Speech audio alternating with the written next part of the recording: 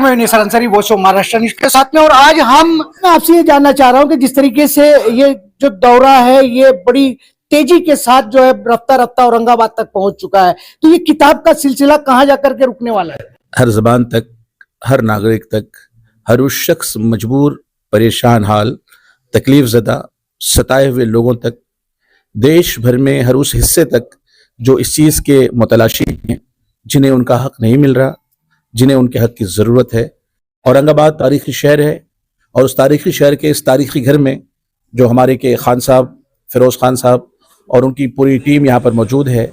मैं बहुत ही ज़िम्मेदारी के साथ कहता हूँ, ये किताब की लॉन्चिंग सिर्फ लॉन्चिंग ही नहीं है, दिलों को जोड़ने का काम करेगी, वक्फकारों को उसका हक दिलाने का काम करेगी, वाकिफ़ों के रूहों को सुकून दिलाने का काम करेगी और वो मजबूर, परेशान हाल, यतीम, बेवा, पुरसान हाल जिसका कोई नहीं इस देश में, उन लोगों को भी मजबूती के साथ उसका हक दिलाएगी। फिरोज भाई, मैं आपसे ये जानना चाह रहा हूँ कि ये किताब अपने हाथों में, कोई चीज को ढूंढना जितना मुश्किल होता है और ये सारी मुश्किलात के अंदर ऐसा कोई एक चिराग मिल जाए तो ये बहुत सारी मदद बन के खड़ा हो सकता है।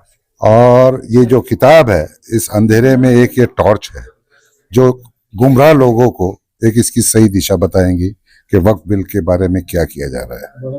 फिरोज खान जी, आपने जो बात कि अंधेरे में मिल जाए तो बड़ा ही सुकून महसूस होता है कि मैं अंधेरे से उजालों की तरफ जा रहा हूँ, लेकिन आज का जो दौर है, ये तो सर हमेशा की हिस्ट्री रही है। अच्छाई को हमेशा बुराई से रोका जाता है और हिंदुस्तान की अगर आप देखा जाए, mission for uplifting the down trodden of the public, specially the Muslim community, जो यतीम, बेवा, मिस्कीन, जिसका कोई सहारा नहीं, ये उसके लिए एक इबाद है। फिरोज खान जी, एक सवाल मैं आपसे और ले लूंगा। जिस तरीके से आप कह रहे हो कि मिसअंडरस्टैंडिंग हुई है और वक्त के मसले को 70 साल में लोगों ने ना समझा ना सोचा कि मेरे बाप अजदाद ने मेरी कौम के लिए या मेरे लोगों के लिए क्या क्या वक्त करके रखा है, लेकिन आज 2024 के बाद में लोगों को वक्त समझ में आने लगा, लोग उस पर डिबेट्स करने लगे। तो ऐसा क्या हो गया देश के अंदर कि 2024 के बाद में ही लोगों को वक्त की जानकारी लेना और लिखने जाना इतना जरूरी हो गया? सर, जब तक जो चीज को खोते नहीं उसलिए हमको उसकी अहमियत ज्यादा समझ में आने लगी, और जब कोई चीज आप खोने का डर पड़ता है उसकी अहमियत और ज्यादा बढ़ती है। और ये वक्फ के साथ वही हो रहा है। और ये वक्फ लैंड सारा प्राइम लैंड है और इसकी आप वैल्यूएशन अगर देखेंगे, मार्केट करोड़ ऑफ रुपीज है, तो ये गरीबों को छोड़ के नियत है उस पर खराब होने लगी। जहां पर आप अगर कोई बेपनाह अगर पुलिस स्टेशन जाके अगर पनाह मांगता है और उस पुलिस स्टेशन में भी उस पर अगर कुछ लाचारी का फायदा उठाया जाए तो जाए कहाँ, ये ऐसा कौम का हो चुका है। जानना चाह रहा हूँ कि ये किताब जो मुफ्ती साहब ने लिखी है, जो लाए हैं, क्या लगता है कि इसको वाकई पढ़ करके समझ के अपने अधिकारों के लिए लड़ने का जज्बा क्या आपकी? मैं तो पहली बात मुफ्ती साहब को मुबारक, उन्होंने एक ये बड़ा काम लेके हर जगह जाके मौजूद रह के सबके अवेयरनेस ला रहे, और ये आज आपके सामने हम खड़े हुए तो मुफ्ती साहब यहाँ आने की वजह से हम यहाँ खड़े हुए।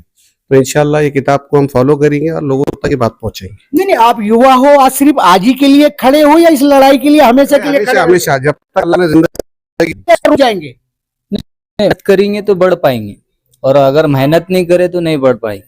पर जैसा मुफ्ती साहब ने जो किताब लिखे और हमारे फिरोज खान साहब के साथ हम खड़े हुए हैं और हम इसको जो है तो पूरे औरंगाबाद के जो है तो एक एक शख्स को, एक एक नौजवानों को हम ये किताब का जो है तो रुजू कराएंगे और इसके ऊपर अमल करने लगाएंगे। आखिरी सवाल में फिरोज खान जी से ही ले लूंगा कि जितने तीन लोगों ने बात की, फिरोज खान जी का नाम लिया गया था, इधर बिग पर्सनालिटी औरंगाबाद, फिरोज खान जी, बड़ा ही कॉन्फिडेंस जो है लोगों का आप पर दिखाई दे रहा है। क्या लगता है कि मुफ्ती साहब ने ये जो जगह चॉइस किया इस किताब के लिए, क्या लगता है कि कितनी तेजी से आप इसको आगे काम करेंगे?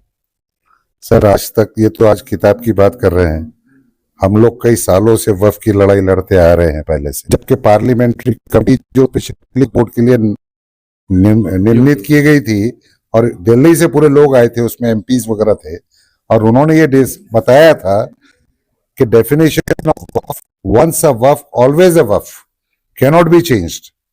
और जो भी लैंड गवर्नमेंट प्रॉपर्टी ये लोगों ने यूज किया है, जिसका 1 रुपया रेंट तक आज तक नहीं दिया है, तो हमने उसके लिए भी आवाज उठाई।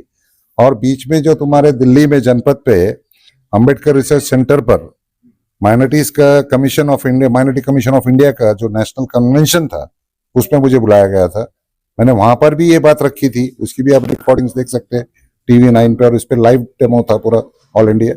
मैंने वहां पर भी ये बताया कि सरकार ने जहां हमारी स्कॉलरशिप, तो एटलीस्ट ये जो वर्क प्रॉपर्टी के लिए यूज हो रही है, उसका अगर आप रेंट हमको मार्केट वैल्यू से देंगे तो हम सेल्फ सफिशिएंटली हमारे बच्चों को खुद सपोर्ट करके एजुकेशन के लिए, ट्रीटमेंट के लिए हम आगे प्रोसीड कर सकते हैं। मुझे ये लगता है कि मुफ्ती जियाई जी ने जो ये जगह सेलेक्ट की है, काफी बड़ा रिसर्च आपने किया होगा। आते हैं, खुदा सारे रास्ते हमवार कर देता है।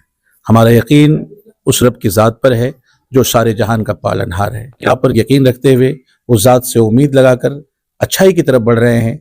हम दुआ करते हैं परवरदिगार हमारे इस को एक बड़ा कारवां बना दे, बच्चे कुरान और हदीस पढ़ सके और कोई भी ऐसा देश में ना हो जो परेशान हाल हो। इसके लिए जो कोशिश की है, खुदा की ज़ात पर यकीन करते हुए मुझे उम्मीद है कि मेरा रब मुझे अकेला नहीं छोड़ेगा। जो महाराष्ट्र से चर्चा की, उसके लिए थैंक्स और धन्यवाद।